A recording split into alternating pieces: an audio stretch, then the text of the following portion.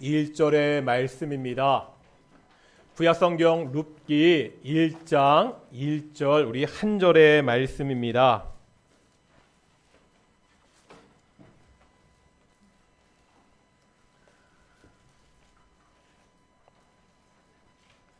우리 1장 1절 말씀 우리 같이 봉독하겠습니다. 시작. 사사들이 치료하던 때 그 땅에 흉년이 드니라. 유다 베들레헴의 한 사람이 그의 아내와 두 아들을 데리고 모압 지방에 와서 거류하였는데. 아멘. 이 시간 갈릴리 찬양대 찬양으로 하나님께 영광 돌리시겠습니다.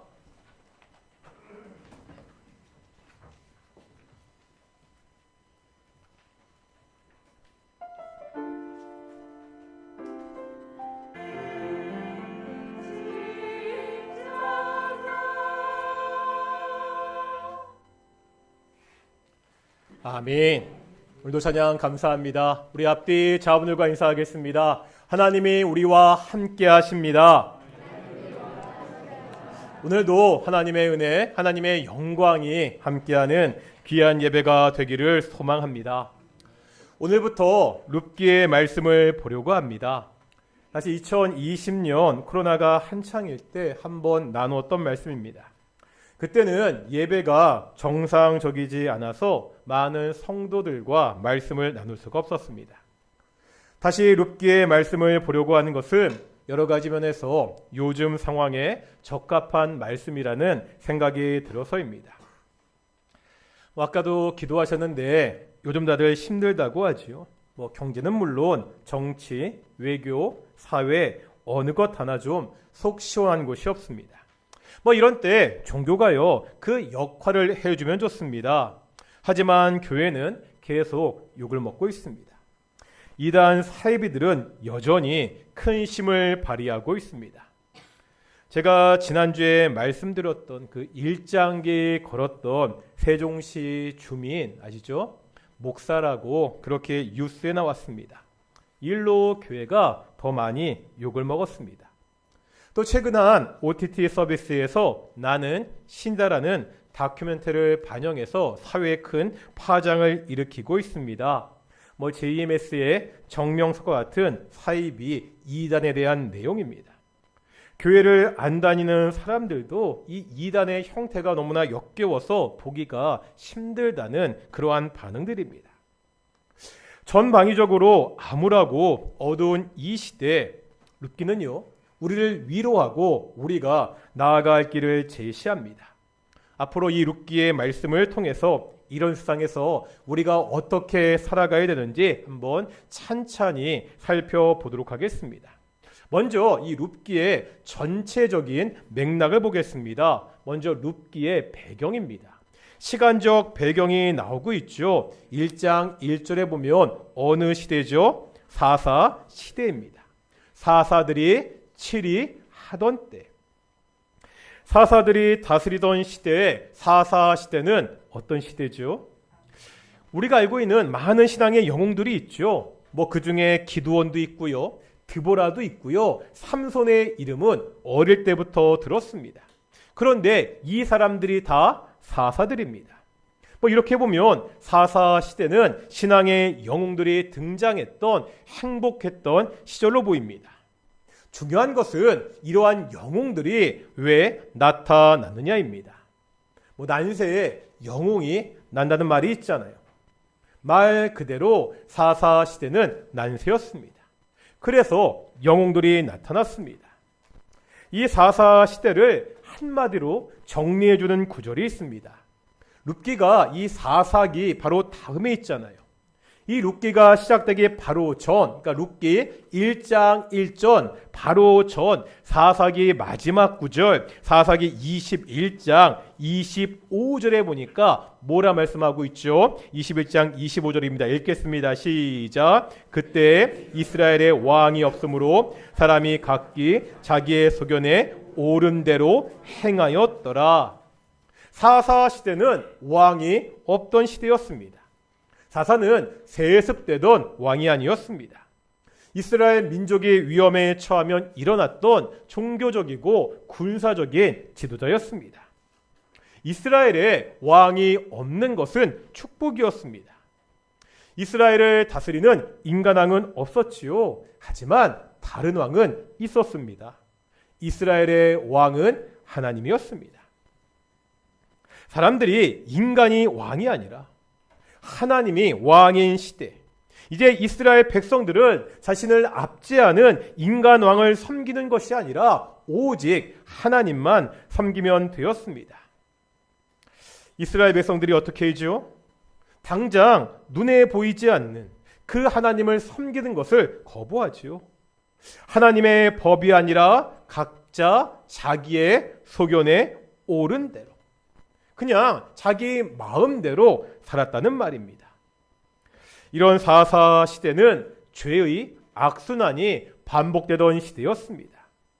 이 악순환의 한 가지 모델이 사사기 3장에 나와 있습니다. 우리 한번 사사기 3장 보실까요? 눕기 바로 앞에 있으니까 쭉 앞으로 넘겨서 사사기 3장 7절부터 11절까지입니다. 사사기 3장 7절부터 11절 읽진 않고 그냥 볼 텐데요. 여기에 보면 첫 번째 사사 온니엘의 이야기가 나옵니다. 그런데 3장 7절 보겠습니다. 여기에 보니까 이스라엘 자손이 뭐 했다고요? 여호와의 목전에 악을 행하였다고. 하나님을 왕으로 모시는 것을 거부하고 가나안의 우상인 바알과 아세라를 섬겼습니다. 이제 8절 보실까요? 하나님이 자신을 버리고 숭배한 이스라엘 백성들에게 뭐 하셨다고? 진노하셨습니다. 진노하신 하나님이 심판하시죠. 그 하나님의 심판은 이방 민족을 들어서 이스라엘 백성들을 치는 것입니다.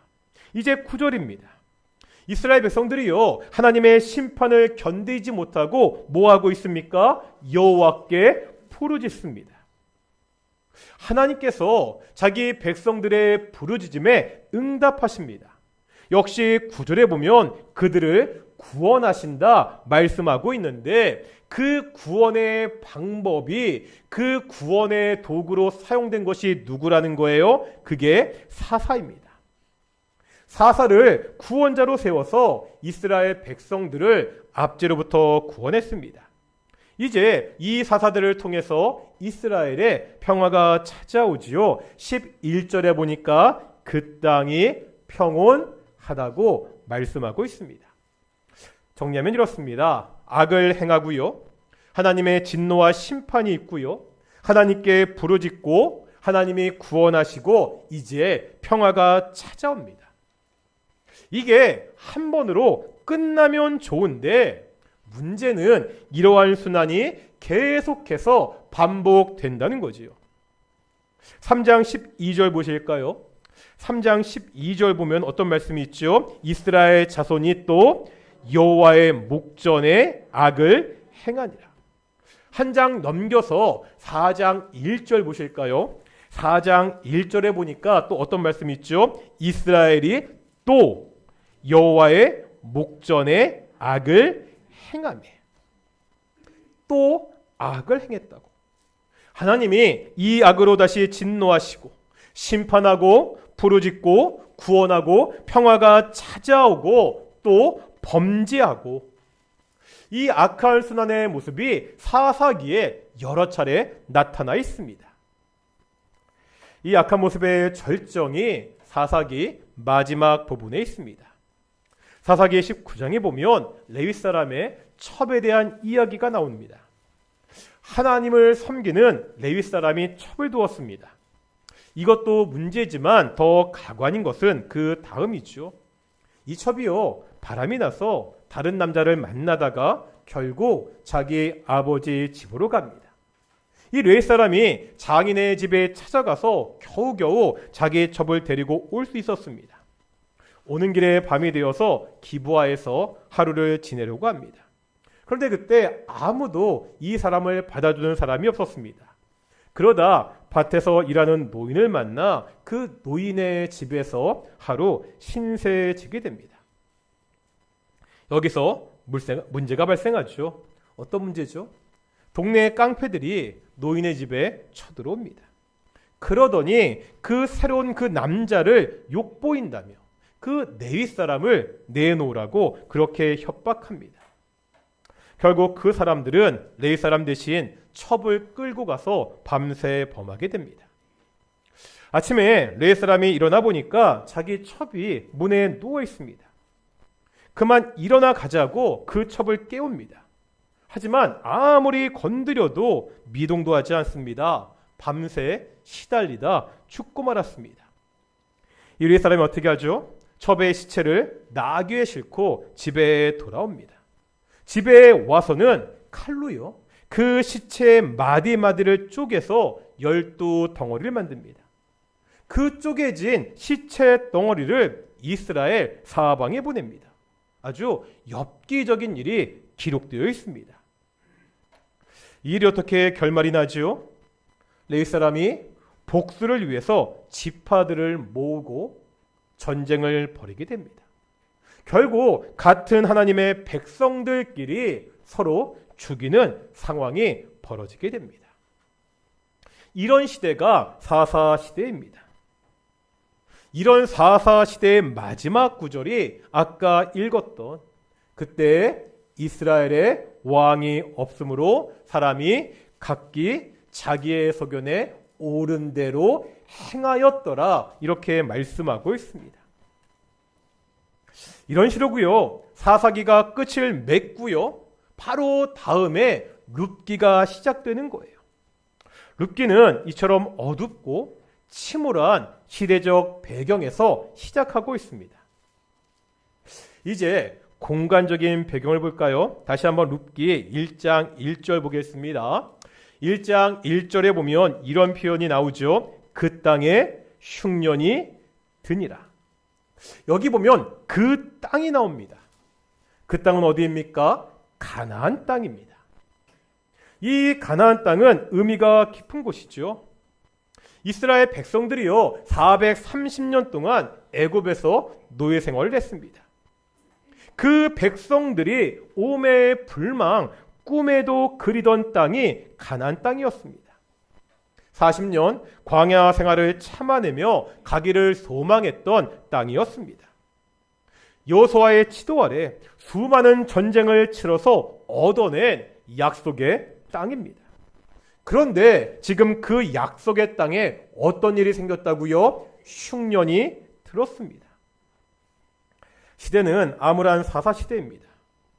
이런 시대에 약속의 땅마저 흉년으로 고통받고 있습니다.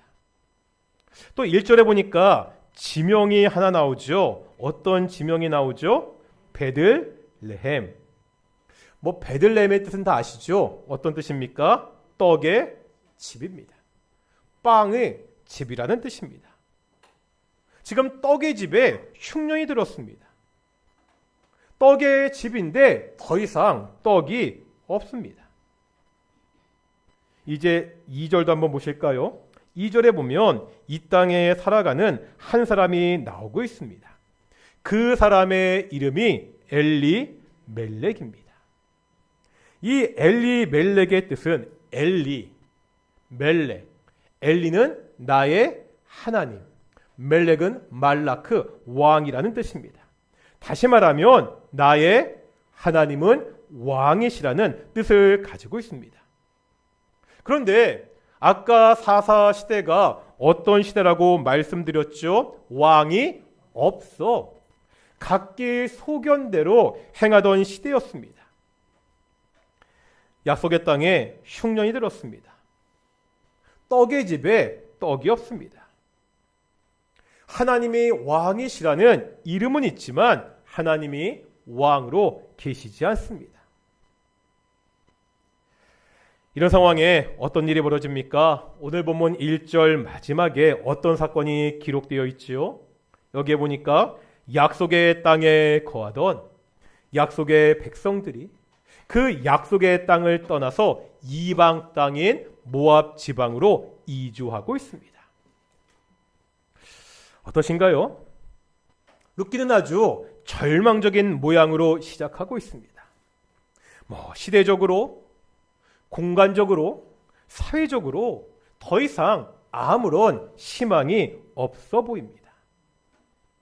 그런데 이렇게 시작했던 룻기 마지막에 보면 놀라운 반전이 있습니다. 이제 한번 룻기 마지막 4장 보실까요? 4장 몇 장 넘겨서 4장 18절부터 22절까지인데요. 읽진 않을 텐데 한번 보겠습니다. 4장 18절부터 22절까지입니다. 어떤 내용이 있죠? 뭐가 나오죠? 족보가 하나 나오고 있습니다. 성경에서 족보는 매우 중요합니다. 성경의 첫 번째 책인 창세기에도 족보가 10개나 나옵니다. 그러면 6기 4장의 족보는요, 이제 누구의 족보죠? 18절 처음에 보니까 누구의 계보라고 나오고 있죠? 베레스의 족보입니다. 시작은 베레스이지만 이 족보에서 진짜 중요한 것은 마지막입니다. 마지막 어떻게 끝나나요? 이새는 다윗을 낳았더라. 이렇게 끝납니다. 다시 말하면 룻기는 다윗의 족보로 끝을 맺습니다. 이스라엘에서 위대한 성군이라고 부르는 다윗 왕의 족보입니다. 물론 이 다윗도요, 인간적인 약점이 있던 사람이죠. 자신의 부하의 아내를 차지하기 위해서 충성스러운 부하를 전쟁터에서 죽게 했습니다. 자신의 힘을 과시하고자 인구 조사를 하기도 했습니다. 인간적인 약점은 있었지만 이 다윗은요, 하나님께 특별한 은총을 받은 사람이었습니다. 사무엘하 7장에 보면 하나님께서 이 다윗과 맺은 언약이 있습니다. 사무엘하 17장 16절에서 이렇게 말씀하십니다. 제가 읽어드리겠습니다. 내 집과 내 나라가 내 앞에서 영원히 보존되고 내 왕위가 영원히 경고하리라 하셨다 하라. 다시 말하면 이 다윗의 왕권이, 이 다윗의 왕자가 영원할 것이라는 하나님의 약속입니다. 우리가 이것을 다윗 언약이라고 이렇게 부릅니다. 그렇다면 이 다윗 언약, 이 하나님의 약속은 어떻게 성취가 되지요? 마태복음 1장입니다. 아시죠? 마태복음 1장에도 뭐가 나와 있습니까? 족보가 나와 있습니다. 누구의 족보죠? 예수님의 족보입니다. 그런데 마태복음 1장 1절에 보면 이 예수님을 누구의 자손으로? 다윗의 자손으로, 아브라함과 다윗의 자손 예수 그리스도의 계보라 이렇게 말씀하고 있습니다. 지금 다윗에 대한 그 언약의 예언이 누구에게로? 예수님에게로 이어지고 있습니다.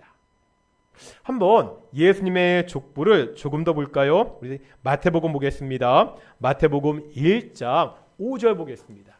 아까 우리 룻기 4장 말씀 족보도 좀 같이 좀 표시해 놓으시고요. 우리 마태복음 1장 5절 보겠습니다.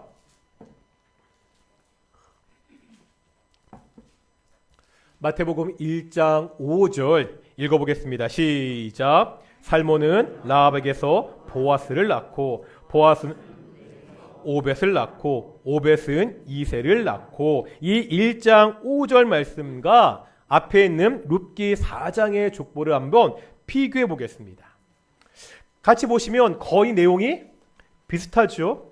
그런데 마태복음에는 두 사람의 이름이 더 추가되어 있습니다.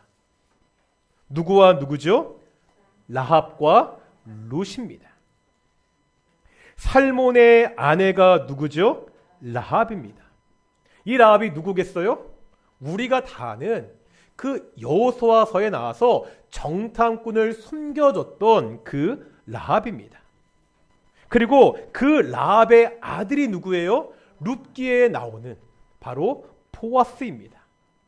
룻이 이 보아스와 결혼하죠. 이 룻의 증손주가 누가 되는 거예요? 다윗이 됩니다. 즉 룻은요, 이 룻기의 룻은 다윗의 증조 할머니가 됩니다. 이 다윗은 예수님의 조상이 된다는 거죠. 족보 이야기하니까 좀 복잡하죠. 왜 이렇게 복잡한 족보 이야기를 하고 있죠?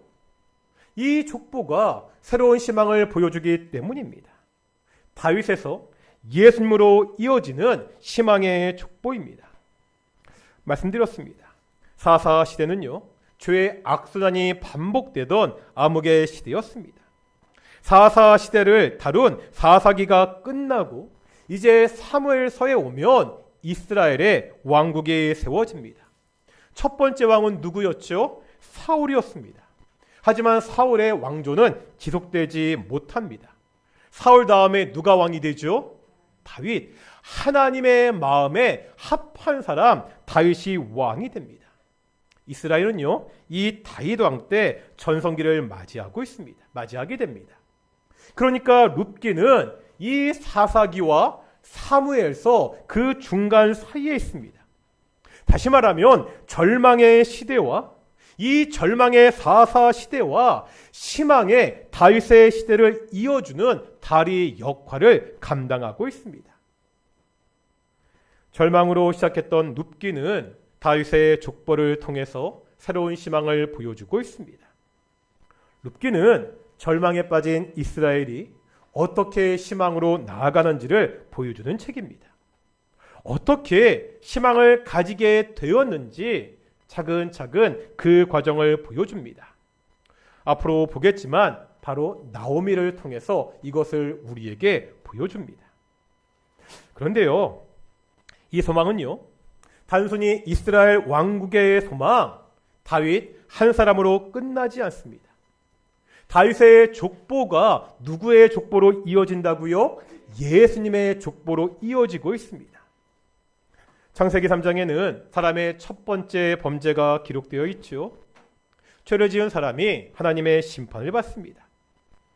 복을 누리던 에덴 동산에서도 쫓겨납니다. 더 이상 하나님 아래에 있는 것이 아니라 사단의 지배 아래 있게 됩니다. 우리가 여러 번 보았습니다. 에베소서 2장에 보면 이 절망스러운 인간의 모습을 너무나 상세하게 묘사하고 있습니다. 여러 번 봤지만 신약 성경 다시 보겠습니다. 에베소서 2장 2절과 3절입니다. 신약 성경 310페이지 에베소서 2장 2절과 3절입니다. 310페이지입니다.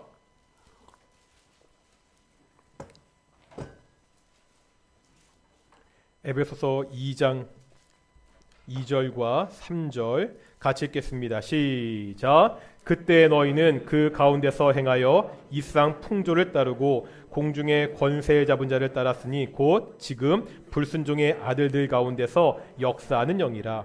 전에는 우리도 다 그 가운데서 우리 육체의 욕심을 따라 지내며 육체와 마음에 원하는 것을 하여 다른 이들과 같이 본질상 진노의 자녀이었더니.